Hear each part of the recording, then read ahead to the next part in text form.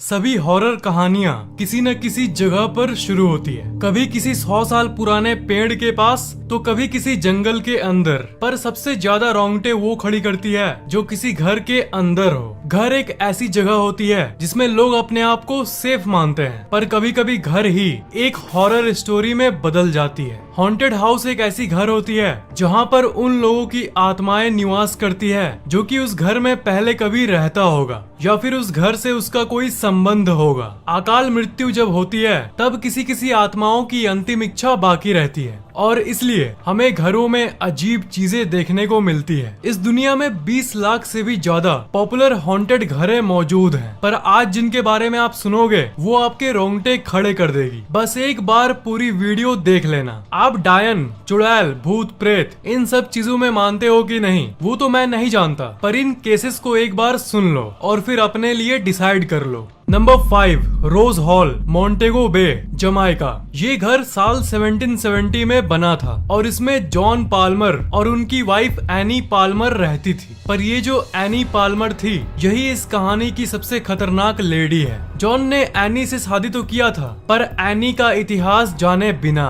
Any का जन्म Hattie नाम के एक जगह पर हुआ था और जब ये सिर्फ 10 साल की थी तब इनके माता पिता दोनों टाइफॉइड बीमारी के चलते मारे गए थे। फिर उस लड़की को एक नैनी यानी एक दाई ने पाला पोसा और दाई ने उस लड़की को काला जादू और टोटके भी सिखाने लगी। कहानी में वापस आए तो जब एनी की शादी जॉन से हुई तब कुछ ही दिन बाद एनी ने जॉन को मार डाला और वो घर अपने नाम कर ली। उसके बाद वो 3 बार शादी की और तीनों पतियों को उसने मार डाला और पतियों के साथ साथ जितने नौकर उसके घर में काम करते थे सबकी वो बलि चढ़ा देती थी। पर एक बार एक नौकर के बेटे जिसके फादर एनी के घर काम करते थे और जिसे एनी ने मार डाला था, उस नौकर के बेटे ने बदला लेने के लिए एनी को मार डाला। ये माना जाता है कि एनी आज भी उस घर में भटकती है। वो व्हाइट विच यानी डायन के नाम से भी जानी जाती है और ये भी कहा जाता है कि जितने पतियों और नौकरों को बेरहमी से एनी ने काले जादू से मारा था वो सब आज भी इस घर को हॉन्ट करते हैं। 1965 में इस घर को एक म्यूजियम में बदल दिया गया और आज भी जो स्टाफ इस म्यूजियम में काम करते हैं सब रात के समय पैरानॉर्मल चीजों को रिपोर्ट करते हैं, जैसे गेट अपने आप बंद हो जाना और इंसानों की ऐसी चीखें सुनाई देती है मानो किसी को मारा जा रहा हो और ये आवाजें रात के समय पूरे बिल्डिंग में गूंजती है। Number 4, the valley house, California. 1856 में एक बिजनेसमैन जिनका नाम था थॉमस वैली और उनकी वाइफ एना वैली, उन्होंने अपने लिए एक खूबसूरत सा घर बनाया। पर उन लोगों को ये नहीं पता था कि जिस जगह पर वो अपना घर बना रहे हैं वो एक ग्रेव यार्ड था यानी एक कब्रिस्तान था। घर बनने के बाद ये लोग उसी घर में नॉर्मली रहना शुरू कर दिए, पर फिर पैरानॉर्मल घटनाएं शुरू हो गई। थॉमस की जो सबसे छोटी बेटी थी वो हमेशा ये कहती थी कि उसे किसी की चलने की आवाजें सुनाई देती थी। कुछ दिन बाद थॉमस का एक नया बेटा जन्म लिया, पर वो जब सिर्फ 18 महीने का था तब बदकिस्मती से उसकी मौत हो गई और 1885 में वायोलेट वैली जो उनकी बेटी थी उसने भी अपने आप को गोली मारकर आत्महत्या कर लिया। मतलब इस कब्रिस्तान पर बने इस घर पे इस फैमिली के साथ हमेशा बुरा ही हुआ और धीरे धीरे करके पूरी वैले फैमिली खत्म हो गई। धीरे धीरे सबकी मौत हो गई और आखिर में थॉमस वैले और उनकी वाइफ एना वैले की भी मौत हो गई और उसके बाद जो फैमिलीज इस घर में आती सबके साथ कुछ न कुछ बुरा हो जाता। अजीब पैरानॉर्मल रिपोर्ट्स के चलते जैसे जैसे समय बीतता गया वो घर एक हॉन्टेड घर के नाम से जाना जाने लगा। उसके बाद कोई उस घर में रहने की हिम्मत नहीं किया और आखिर में उसे एक म्यूजियम में कन्वर्ट कर दिया गया। पर आज के समय में भी कई लोगों का ये कहना है कि उस घर के मालिक थॉमस वैले को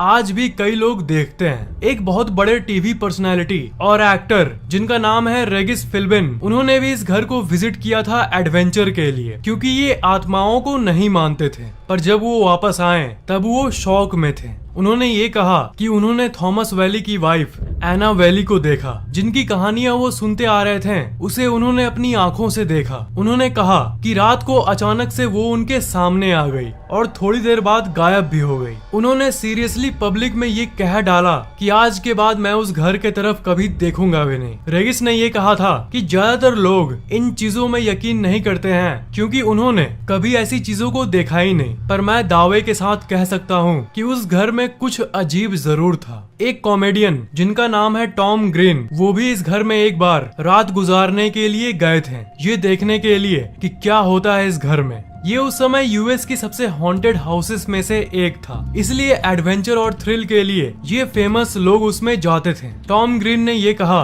कि किसी बच्चे की चिल्लाने की आवाज उन्हें इस घर में सुनाई दे रही थी और बहुत डरावनी और अजीब आवाजें उस घर में गूंजती थी। उस समय जब वेले फैमिली जिंदा थी तब उनके पास एक डॉग था जिसका नाम था डॉली। तो आज के समय में जितने लोगों ने इस घर में विजिट किया है उनमें से कुछ लोगों ने एक डॉग को भी घूमते हुए देखा है जो रैंडमली अपीयर होता था और गायब भी हो जाता था। Number 3, बॉर्ली रेक्टोरी, England. बॉर्ली रेक्टोरी को इंग्लैंड की सबसे हॉन्टेड हाउस भी माना जाता है। इस घर में आज तक बहुत सारे परिवार रह चुके हैं। सभी परिवारों ने कई रोंगटे खड़े कर देने वाली इंसिडेंट्स को रिपोर्ट किया है। इस घर में हर फैमिली को हंसते हुए बच्चों की आवाजें, गाते हुए और चिल्लाते हुए लोगों की आवाजें सुनाई देती आई है। बहुत सारे विजुअल्स यानी आंखों से देखे जाने वाले फिगर्स को भी इन्होंने देखा है और पावरफुल अदृश्य ताकतों को भी अनुभव किया है। और सबसे अजीब घटना है मैसेज ऑन द वॉल्स, मतलब इस घर के दीवार पर मैसेज लिखा हुआ मिलता है, जैसे गो अवे मतलब चले जाओ या फिर लीव दिस हाउस यानी इस घर को छोड़ दो। ये घर सबसे पहले एक प्रीस्ट का हुआ करता था जो अपनी फैमिली के साथ रहता था, मतलब ये प्रीस्ट वाली फैमिली इस घर की सबसे पहली रेसिडेंट थी। इन्होंने ये रिपोर्ट किया कि पैरानॉर्मल घटनाओं की शुरुआत हुई फुटस्टेप्स यानी चलने की आवाजों से। मतलब जब ये रात को सो रहे होते थे तभी दूसरे रूम से ऐसी आवाजें आती थी जैसे मानो कोई चल रहा हो या दौड़ रहा हो, और इन्हें घर में बहुत सारे नन दिखाई देती थी जो कि दिखती थी और गायब हो जाती थी। इन्हीं घटनाओं के चलते उस फैमिली ने इस घर को छोड़ दिया, पर बाद में नए नए फैमिलीज आकर इस घर में रहने लगे जो कि आत्माओं पर यकीन नहीं करती थी, पर बाद में उन्हें भी ये घर छोड़ना पड़ा। और इन्हीं रिपोर्ट्स के चलते 1937 आते आते ये घर वैकेंट यानी खाली हो गया और एक हॉन्टेड जगह के नाम से प्रसिद्ध हो गया। उस समय एक बहुत फेमस पैरानॉर्मल रिसर्चर थे जिनका नाम था हैरी प्रिंस। वो बहुत दिनों से इस घर के रिसर्च में लगे हुए थे। तभी जब ये घर खाली हुआ तब इन्होंने इस घर में पूरे 1 साल रहने का तय किया। इन्होंने ये तय किया कि 1 साल तक ये इस घर में रहकर इसकी सच्चाई पता करेंगे और अपने अनुभव दुनिया के साथ शेयर करेंगे। इनके साथ भी बहुत डरावनी घटनाएं हुई। एक बार एक आत्मा इनके सपने में आकर इनको ये बताई कि ये घर राख में बदल जाएगा और एक नन जिसकी मौत हुई थी इस घर में, उसके शरीर की एक पार्ट जमीन के अंदर से बाहर निकलेगी। ये सपना बहुत अजीब था और ज्यादा मतलब नहीं बना रहा था, पर ये डरावना था और सच था कि नहीं ये तो हैरी को भी नहीं पता था। पूरे 1 साल में सबसे ज्यादा अमेजमेंट और परेशानी इन्हें उस सपने से ही हुई। पर 1939 तक इस घर को कुछ नहीं हुआ और न ही किसी तरह का बॉडी पार्ट पाया गया, क्योंकि 2 साल बीत गए थे और घर को कुछ नहीं हुआ था। इसलिए उस सपने को एक बिना मतलब वाला सपना मानकर वो इस घर पर से ध्यान हटाकर दूसरे हॉन्टेड घरों के इंस्पेक्शन में चले गए। वक्त बीतता गया और 1939 में एक नया आदमी इस घर में रहने लगा। एक दिन अचानक इस घर के एक रूम में आग लग गई और आपको यकीन नहीं होगा कि राख के अंदर से हड्डियां पाई गई। वो हड्डियां उस नन की थी कि नहीं या किसी और की,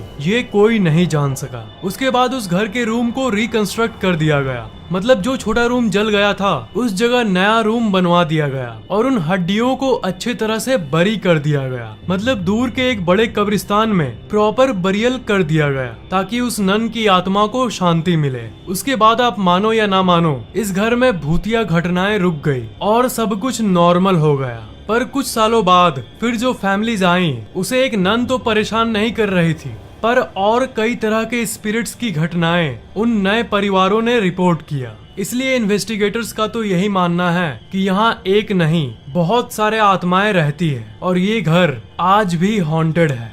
number 2, Monte Christo homestead house, Australia. ये पूरे ऑस्ट्रेलिया देश की सबसे हॉन्टेड घर है और इस घर में अजीब हैपनिंग्स तब से होती आ रही है जब से ये बना था। इस घर को 1885 में बनाया गया था और तभी से इसमें हॉन्टेड एक्टिविटीज होती आई है। क्रॉले परिवार इस घर में रहने वाला सबसे पहला परिवार था और इन्होंने बहुत वियर्ड हैपनिंग्स को अनुभव किया था।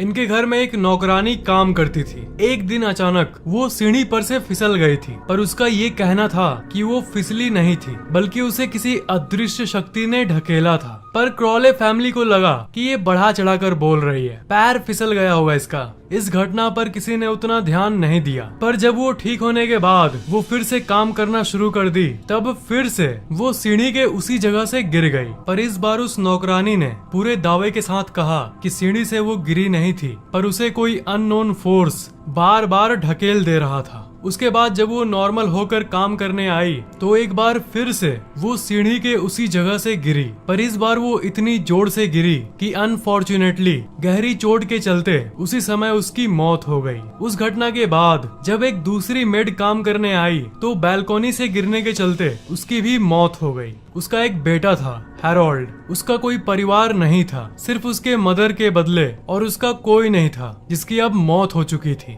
तो फिर घर वालों ने इंसानियत के नाते उसके बेटे को रख लिया, पर एक एक्सीडेंट के चलते उसकी दिमागी हालत बिगड़ गई और वो मेंटली पागल हो गया और उसे घर के पीछे एक छोटे रूम में बांध कर रख दिया गया। घर वालों ने ये तय किया कि अगर कुछ दिनों में ये ट्रीटमेंट से ठीक नहीं हुआ तो इसे मेंटल हॉस्पिटल भेज दिया जाएगा। वो लड़का हर रात को किसी उल्फ जैसी आवाजें निकालता था और लोकल लोगों को ये लगता था कि घर के पीछे किसी मॉन्स्टर को रखा गया है। बाद में ठीक न होने के चलते उसे एक मेंटल हॉस्पिटल में भेज दिया गया और मेंटल हॉस्पिटल में जाने के कुछ दिनों बाद ही उसकी मौत हो गई। पर अजीब बात यह है कि आज के समय में भी हर रात भेड़िए जैसी आवाज लोकल लोगों को सुनाई देती है।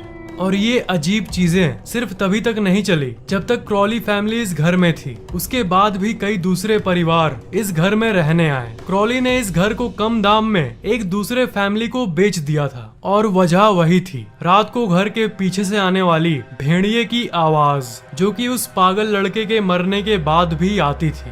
1948 में जब एक नया परिवार इस घर में आया, आने के कुछ दिनों बाद ही उस परिवार के साथ अजीब घटनाएं होनी शुरू हो गई। आवाजें सुनाई देना तो कॉमन बात हो गई थी, पर हद तब हो गई जब एक दिन उस परिवार का एक सदस्य मरा हुआ मिला और उसे किसने मारा आज तक कोई नहीं जान सका। उसके बाद जो फैमिलीज आई उन्होंने भी कई तरह के परछाइयों को देखा। सभी ने घरों के अंदर लाइट्स और अदृश्य ताकतों को महसूस किया। बाद में जितने फैमिलीज आई वो इस घर की इतिहास सुनते ही इस घर को छोड़ देती थी। जो भी इस घर में जाता वो कुछ ही दिनों में इस घर को छोड़कर चला जाता। और आज की बात करें तो आज इसमें कोई रहता तो नहीं, पर ये घर आज भी ठीक उसी जगह पर खड़ा है।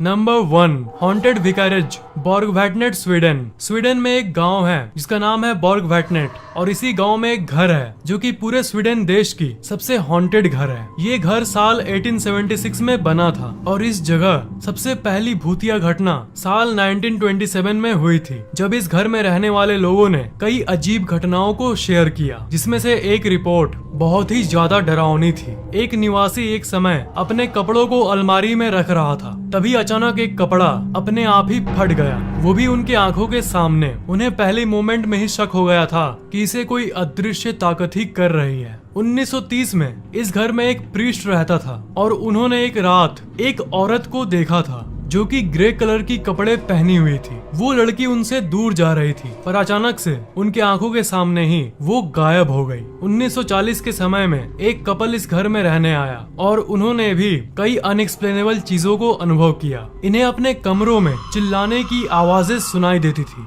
और कमरे का सामान अपने आप ही हिलने लगता था। इस घर में इन कपल्स के बदले और कोई भी नहीं रहता था, पर एक सुबह उठकर इन्होंने ये देखा कि अलमारी रूम के एक कोने से दूसरे कोने में चली गई है और उसके अंदर के सारे कपड़े फटे हुए हैं। उस कपल से मिलने एक बार एक गेस्ट आई थी। रात को वो गेस्ट रूम में सो रही थी। तभी रात को 2:30 बजे के करीब उसकी नींद टूटी और उसने देखा कि 3 चुड़ैल जैसी दिखने वाली फिगर्स उस औरत के तरफ देख रही थी। तुरंत उसने लैंप जलाया, तब भी वो 3 फिगर्स इस औरत को देख ही रही थी। उसने चिल्लाने की कोशिश की पर उसके मुंह से आवाज नहीं निकल रही थी। पर कुछ सेकंड्स बाद ही पलक झपकाते ही वो 3 फिगर्स गायब हो गई थी और उसकी आवाज भी नॉर्मल हो गई। ऐसी अजीब घटनाएं इस घर में होती थी। 1945 के समय में एरिक नाम का एक व्यक्ति उस घर में अपने एक्सपीरियंसेस को एक जर्नल मतलब अपने डायरी में लिखने आया कि इस घर में आखिर है क्या।